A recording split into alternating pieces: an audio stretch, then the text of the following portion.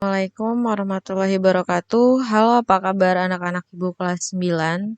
Semoga kalian semua hari ini masih diberikan kesehatan dan masih tetap semangat. Nah, untuk minggu lalu tugasnya masih saya tunggu untuk dikirimkan email hari ini dengan tugas yang hari ini ya. Nah, untuk minggu lalu kita masuk bab baru yaitu tentang bela negara dan hari ini kita akan melanjutkan materi di bab yang sama yaitu bela negara dalam konteks NKRI. Dalam bela negara itu pasti tentunya ada ancaman baik dari dalam maupun dari luar.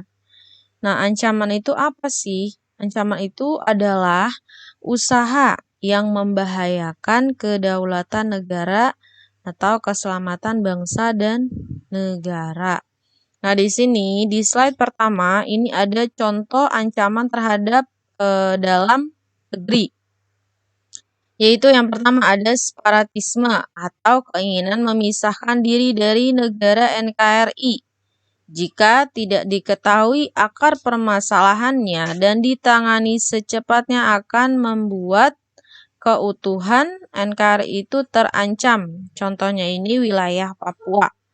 Selanjutnya, upaya penggantian ideologi Pancasila dengan ideologi yang lain yang ekstrim atau tidak sesuai dengan jiwa dan semangat perjuangan bangsa Indonesia. Yang tadinya ideologi Pancasila ini kan bersumber dari kegiatan masyarakat Indonesia ya. Nah, kalau diganti ideologi yang bertentangan justru akan memisahkan antara bangsa satu dengan bangsa yang lainnya di dalam Indonesia. Selanjutnya ada makar atau penggulingan pemerintahan yang sah dan konstitusional. Ya, jadi pemerintahan itu dilengsarkan atau diturunkan. Selanjutnya ada potensi konflik antar kelompok atau golongan, baik perbedaan pendapat dalam masalah politik, konflik pilkada maupun SARA. SARA ini ada suku, agama, ras, seperti itu. Selanjutnya ada melakukan kolusi, korupsi, dan nepotisme ya. Ini sudah mungkin sering kalian dengar, itu di negara kita itu dilarang. Selanjutnya ada kesenjangan ekonomi, yaitu pemerataan pendapatan yang tidak adil antara kelompok satu dan kelompok lainnya di dalam satu daerah. Jadi misalnya nih, di DKI Jakarta dengan wilayah timur itu kan sangat berbeda sekali ya. Nah, untuk itu kita harus memeratakan pendapatan kelompok antar daerah satu dengan daerah lainnya. Yang terakhir ada penyalahgunaan narkoba, pornografi, dan pornografi, pergaulan bebas, dan tawuran. Nah, ini wajib sekali kalian sebagai generasi muda nih, ini harus dihindari ya, itu karena salah satu bentuk ancaman bela negara di dalam negeri. Selanjutnya ada ancaman dari luar, yaitu potensi ancaman dari luar ini ada bentuknya seperti non-militer, yaitu apa? Ada ideologi, politik, ekonomi, dan sosial budaya. Contohnya apa aja? Nah, yang pertama ada ancaman terhadap ideologi seperti liberalisme, komunisme, dan beberapa dekade terakhir muncul ideologi yang berbasis agama. Semakin mudah diterima oleh masyarakat Indonesia di era sekarang ya. Selanjutnya ada ancaman politik seperti masalah hak asasi manusia, hukum, pemilihan umum, dan sebagainya. Selanjutnya ada ekonomi, misalnya kalian nih sebagai generasi muda lebih menyukai produk luar negeri dibandingkan produk dalam negeri hanya karena gengsi. Itu ada ancaman terhadap sosial budaya, yaitu ada disinformasi, informasi yang sepihak, propaganda, peredaran narkoba, film yang dilarang, atau berbagai kegiatan kebudayaan asing yang dapat mempengaruhi bangsa Indonesia, terutama generasi kalian. Nah, yang terakhir ada ancaman terhadap pertahanan dan keamanan. Contohnya apa? Pelanggaran wilayah oleh kapal atau pesawat militer negara lain, peredaran narkoba internasional, kejahatan internasional, kehadiran kelompok asing yang membantu gerakan separatis, dan sebagainya. Nah, kemudian ada perjuangan dalam mempertahankan NKRI. Tadi kan ada ancaman. Lalu ada perjuangannya dalam mempertahankan NKRI. Ada apa aja? Nah, di sini yang pertama ada pertempuran Surabaya. Nah, pertempuran Surabaya itu terjadi diawali dengan kedatangan atau mendaratnya Brigade 29 dari Divisi India ke-23 di bawah pimpinan Brigadir Malabi pada tanggal 25 Oktober 1945. Nah, Bung Tomo ini salah satu pelopornya ya, melalui radio pemberontakan mengorbankan semangat perlawanan pemuda di Surabaya agar pantang menyerah kepada penjajah. Misalnya dalam slogan beliau, merdeka atau mati. Pertempuran ini merupakan pertempuran yang dahsyat, telah menelan korban sebanyak 15.000 orang. Nah, dikenal sebagai Hari Pahlawan ya, 10 November. Nah, selanjutnya ada pertempuran Ambarawa. Nah, di sini ada gambarnya ya.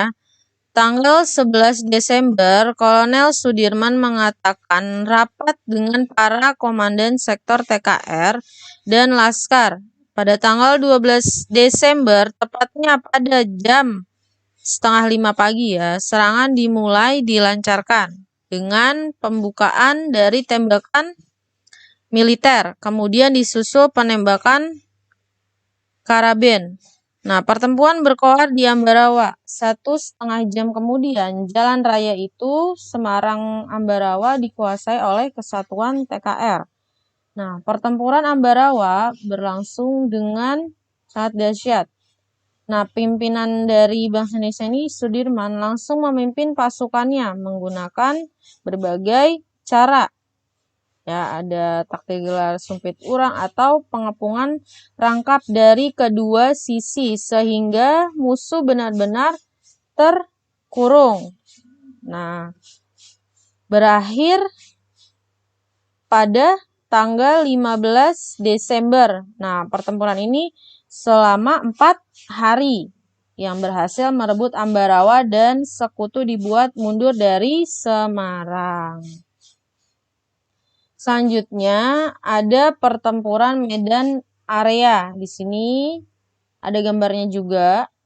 Nah, berawal dari ketika pasukan sekutu di bawah pimpinan Kelly mendarat di Medan pada tanggal 9 Oktober. Pasukan sekutu itu atau NIKA, nah, bertujuan untuk membebaskan tawanan perang yang kemudian disenjatai atau dibentuk menjadi tentara KNIL yang memicu kemarahan rakyat Medan. Nah, Ahmad Thohir, seorang bekas tentara, juga mempelopori pembentukan Barisan Pemuda Indonesia. Pada tanggal 10 Oktober dibentuklah TKR Sumatera yang beranggotakan bekas Giyuyun atau Heiho yang memiliki kekuatan rakyat Medan. Nah, pada tanggal 1 Desember, sekutu memasang blok-blok ya yang bertuliskan Fixed Boundaries Medan Area. Nah, ini justru semakin memancing kemarahan rakyat Medan sehingga terjadilah pertempuran. Nah, perlawanan rakyat Medan ini disebut dengan istilah pertempuran Medan Area. Perjuangan rakyat Indonesia melalui pertempuran. Nah, di sini ada perjuangan melalui jalur diplomasi. Apa saja? Yang pertama ada Perjanjian Linggarjati, yaitu isinya ada 4 ya. Isi dari Perjanjian Linggarjati yaitu yang pertama, Belanda mengakui secara de facto wilayah Republik Indonesia, yaitu Jawa, Sumatera, dan Madura. Selanjutnya, Belanda harus meninggalkan wilayah Republik Indonesia selambat-lambatnya tanggal 1 Januari 1949.